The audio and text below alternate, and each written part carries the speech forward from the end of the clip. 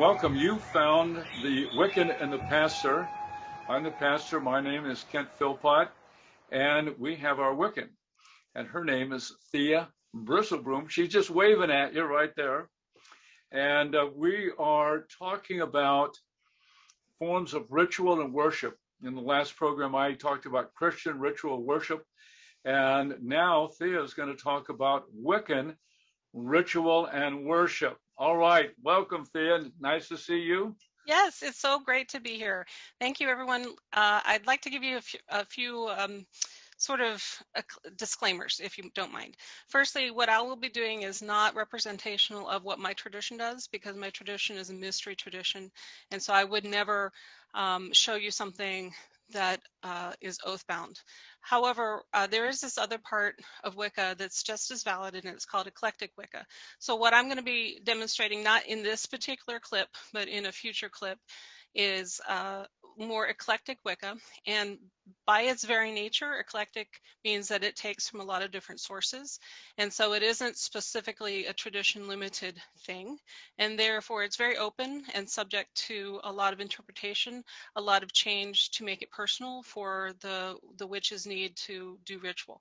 But one of the important differences between a Wiccan, who is a religious witch, if you will, and someone who does witchcraft, and they can be any religion and do witchcraft, is that for a Wiccan, our worship is for the goddess primarily and the god.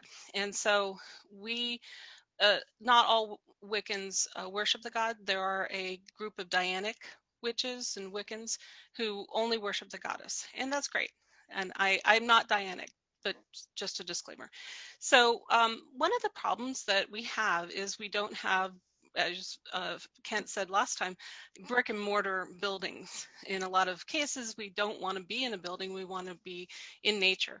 And so a lot of us, if we're blessed with a local park nearby, or a friend's house up in the mountains, or some other thing that we can get our outdoor fix, we typically need what I would call a traveling altar kit. And I have such a thing. Let me show this to you real quick. It's something I bought at Osh, and it was called a tinderbox. And it has a shelf that comes out of the top. I've just sort of piled things around. But this shelf normally sits inside, and it's all self-contained and portable. It's got everything I need to do ritual, and it's light enough and portable enough that I can take it anywhere. So I wanted to show you a couple of things.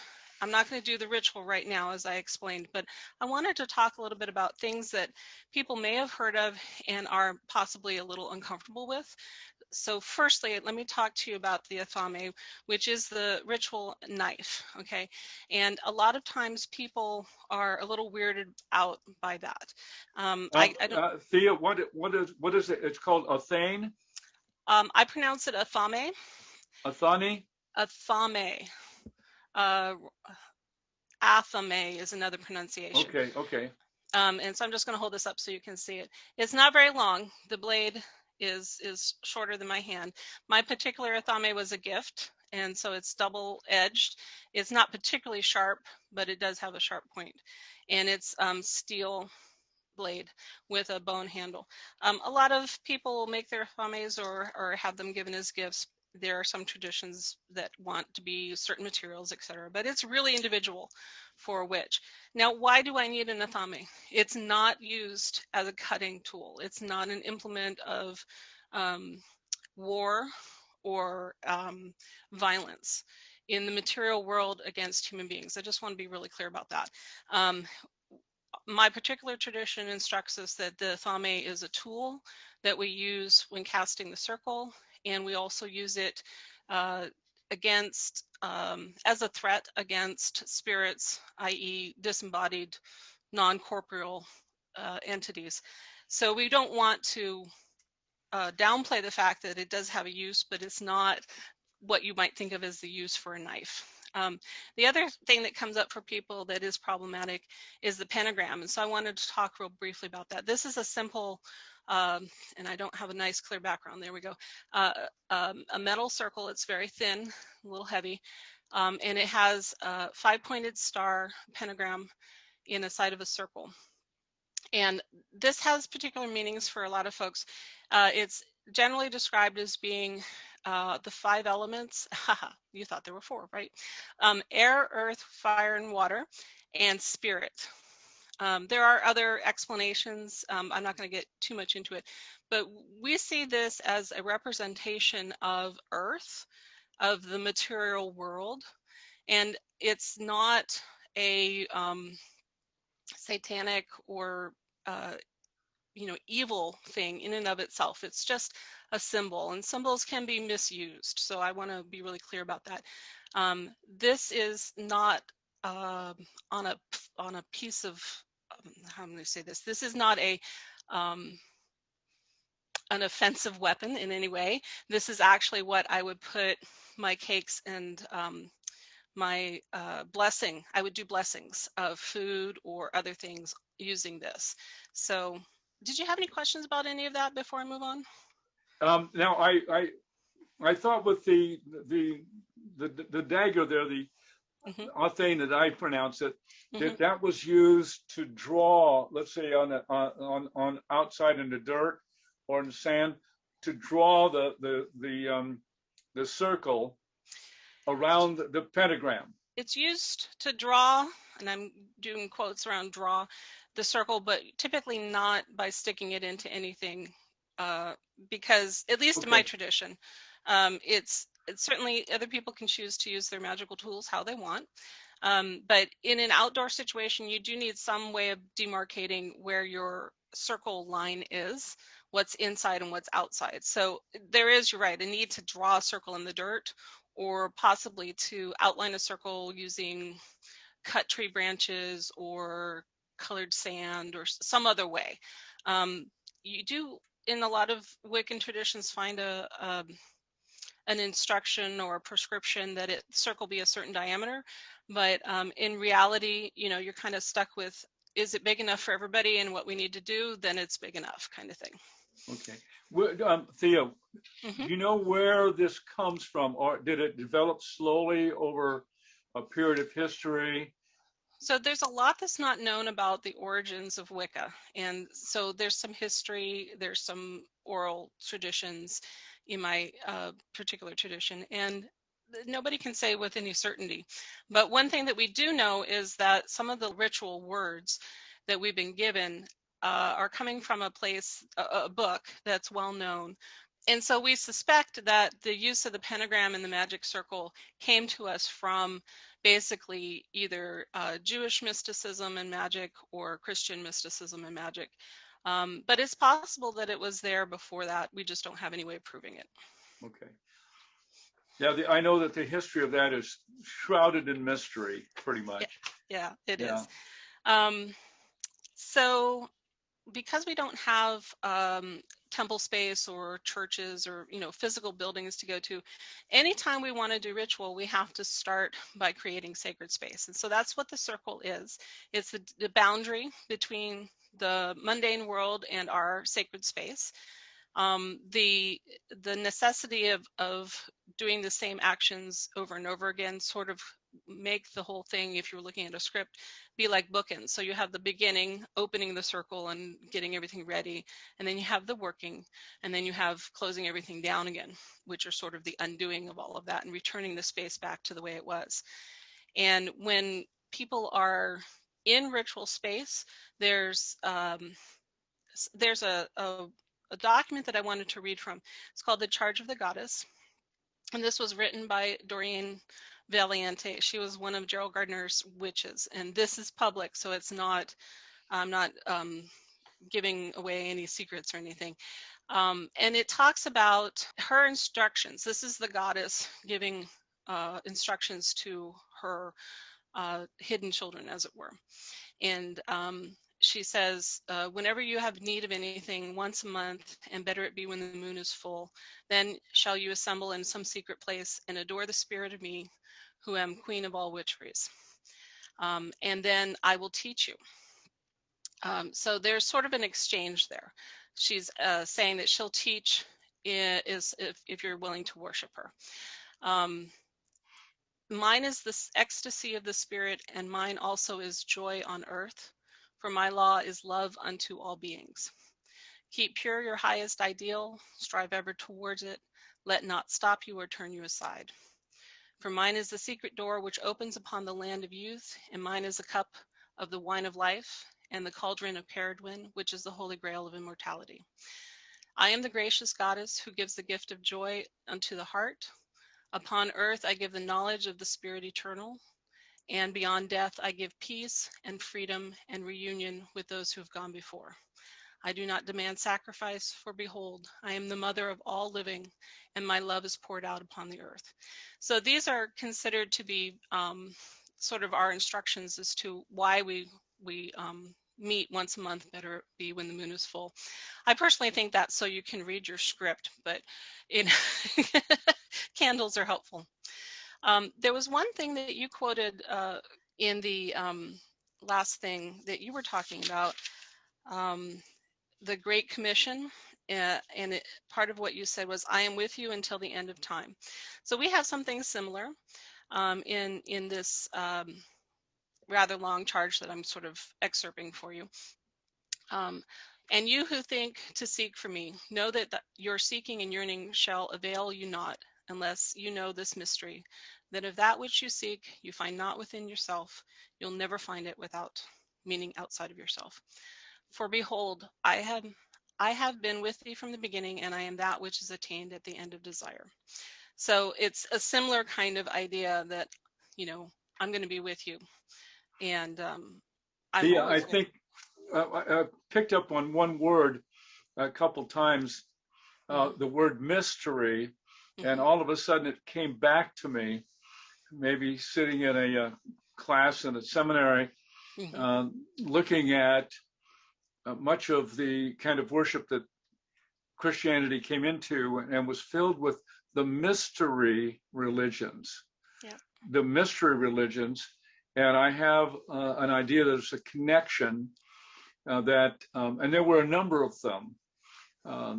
There was one peculiar to the Roman soldier, for example, and the number of different names that go on, but it sounds like that some of the content of what we call Wicca today has had their base in some of the mystery religions amongst the Greek speaking, the Roman speaking peoples in centuries before and after the days of Jesus. And the reason why they talk about mystery is the experience of connecting with the divine is a mystery that can't be explained. You have to experience it to understand it. And if I were to tell you about it, it would mean nothing to you until you had experienced it yourself. And so again, that's that experiential part of things. Human nature, I think, is to codify and to firm up and to make habit into tradition into requirement. And at a certain point, we all realize that something's become too restrictive and it needs to change because we've changed. And I think Wicca is a little bit more fluid that way, a little bit more allowing for the need of the people who are worshiping to drive what the ritual actions are. But there are a lot of links to the original pagans, because we consider ourselves neo-pagan, the mystery traditions that you mentioned, and also there's some evidence in some of our liturgy, and I'm talking specifically my tradition now, that there's links to this idea of mysticism and magic that were originally occult knowledge, but they were Christian occult knowledge or Jewish occult knowledge. And I strongly suspect there's an Islamic occult knowledge kind of thing. And they always seem to be focused around experiential. And we also have that dynamic, that tension between experiential and what I would consider to be the need to tell people what to do. Authoritarianism, I'm not sure what the word is, but I know, Thea, that the hardening within Judaism, in in ancient days and even today, a mystical side to it Yeah. that is quite potent. And also, I'm one of my areas. I've written a couple books on Islam, and there is an esoteric form of Islam as well, Yep. and I'm not that surprised. uh, I could tell you that some of the names of some of these, um, but they exist, and so that we know that there's always been that the magical side to it. Magic is a big word. Of course, magic with a K is how you would spell your magic, and so Some Wiccans do. I do not. you Um, don't. Okay, no, but I wanted to talk a little bit about what would the working part of it, the meat of the ritual sandwich, as it were, if I could be okay, so crass. all right, Um, a lot of times, what you'll find is the seasonal rites, the 8 times of a year, the quarter and cross quarter days, and those are related to astronomical things. We are just coming up now on the spring equinox, and equinox stands for equal night, meaning that the night is the same length as the day.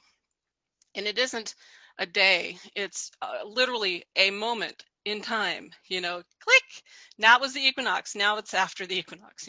right. But we don't focus on it so much as the astronomical thing, as we see it reflected in the amount of light that hits the earth is what gives us abundant crops to feed us and to feed the animals if you're a meat eater, that you eat. And so it's definitely seen as part of the cycle of life on earth. And we honor the different changing of the seasons. We call it turning the year. Other workings that might be done are things that within a tradition specific thing where you're worshiping the gods in the way that they've told you they want to be worshiped. And I can't discuss that in more detail. But there's also healings. I know you're a gardener, Kent. So one of the things that I was considering doing in the ritual when I do it is to take some seeds and bless the seeds in the earth and plant them in ritual, basically. Um, and that's a typical springtime kind of activity or ritual. Another one might be if you have a friend who's in the hospital and they need some energy to help them either heal or just to cope with being in the hospital. Those are kinds of things. And also the people that are supporting them need energy too. So that's another option for working. Okay. And then lastly, a fourth one maybe even would be protection. And we had talked a little bit personally, you and I, about the concept of psychic hygiene. And so wardings and other types of guardings of your household, of your person, of your car, of your belongings, those kinds of things from attack and unwanted and spiritual intrusions is actually really important working to do. Now, Thea, Mhm. on that one point you said from unwanted spiritual encounters. Was Mhm. that okay? What are you talking about there, please? Okay, so real quickly, I use a terminology called the seen world and the unseen world. So we live in the world of matter and form. We have matter, but we are also spirits living in bodies. So the spirits are the part of the unseen world, and there are spirits out there that are either have never been in a body or maybe they were in an animal body or something. And there's also spirits that have previously been in a human body, let's say. And we also believe in many gods. So the gods and all of that is part of the unseen world. And it's difficult to go into, and I'm not going to go into, but knowing all of it is just a really big subject. And I think it's also different for each person. In other words, how you perceive the unseen world, it comes through your filters. So it's going to be different for everybody.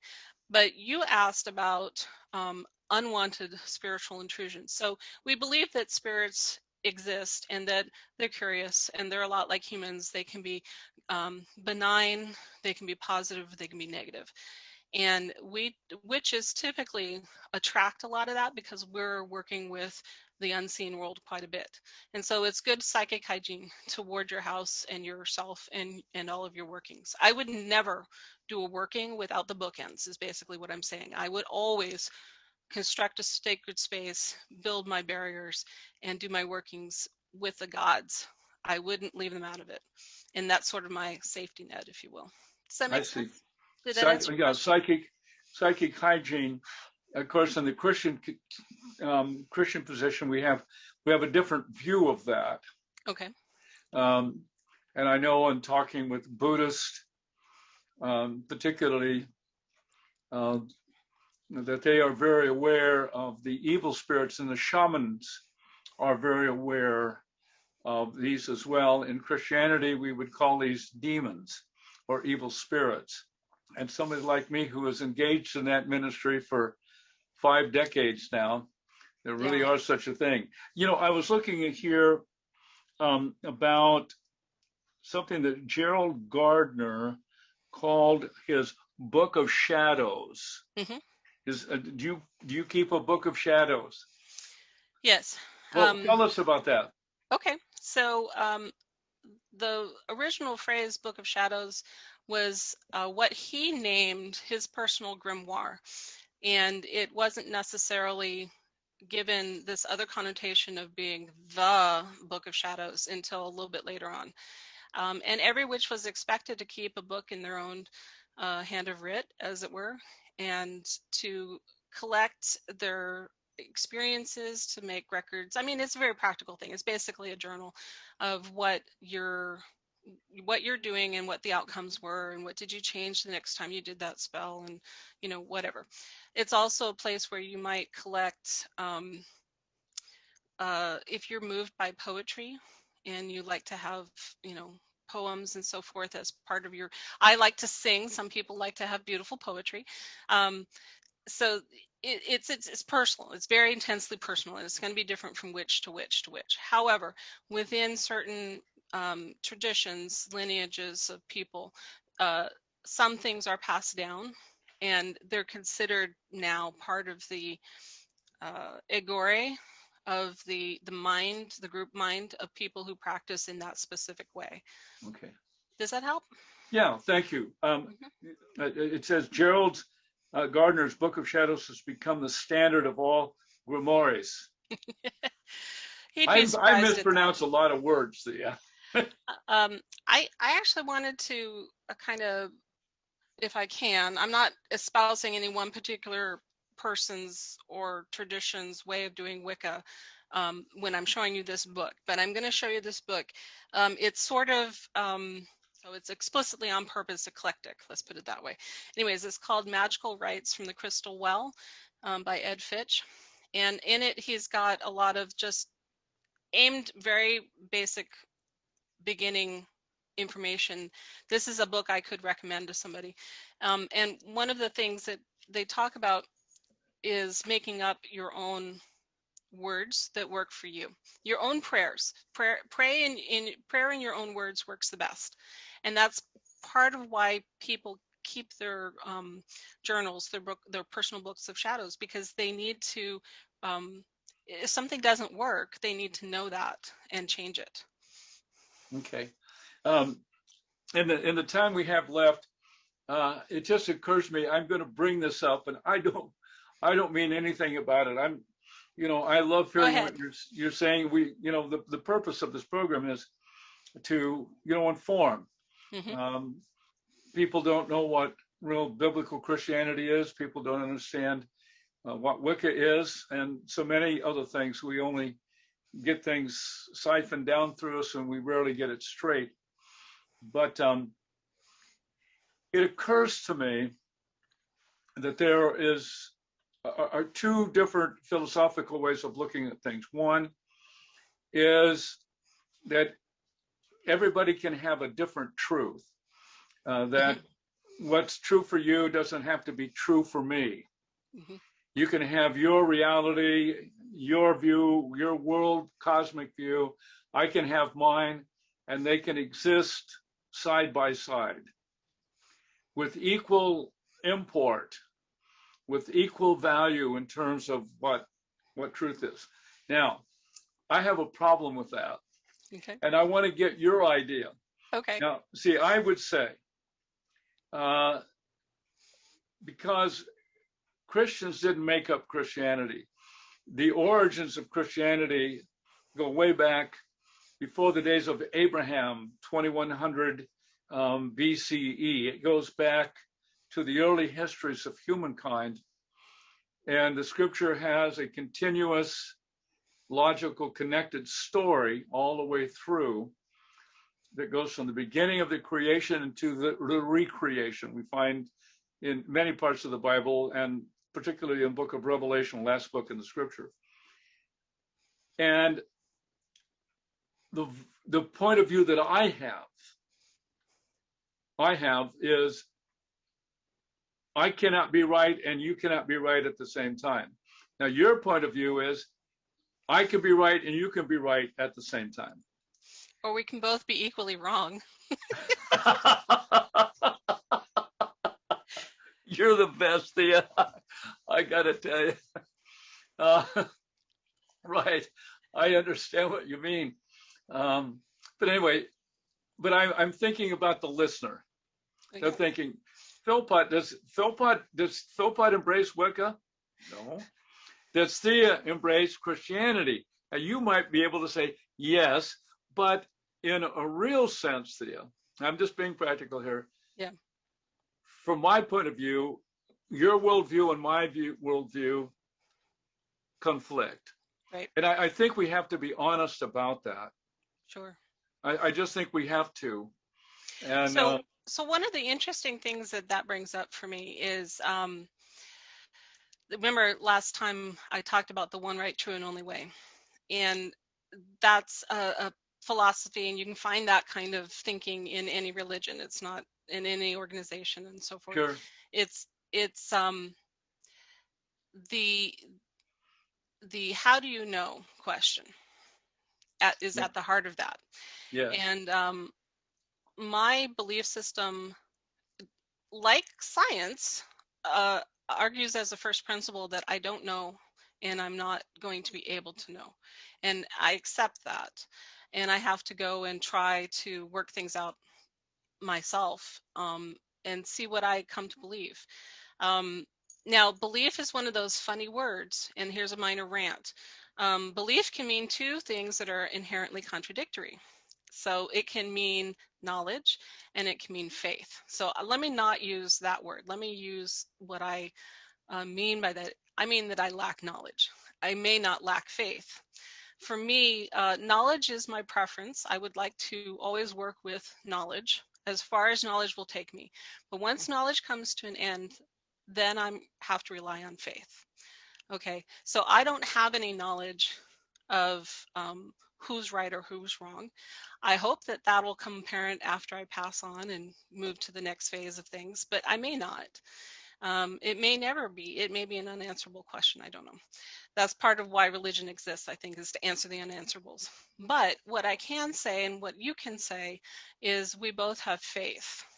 And our exercise of our faith, I feel really strongly, is at the heart of any thinking being's willingness to treat each other with compassion. Well said. Well said. All right, Thea, we've got the end of our program here. We'll have to figure out what we're going to do next. Yep. Coming up programs, we'll get a chance to do that. Anyway, thank you, Thea. Thank you very much. And so this is the end of program number 4 with the Wiccan and the Pastor. Be looking for more episodes. So long. Merry meet again.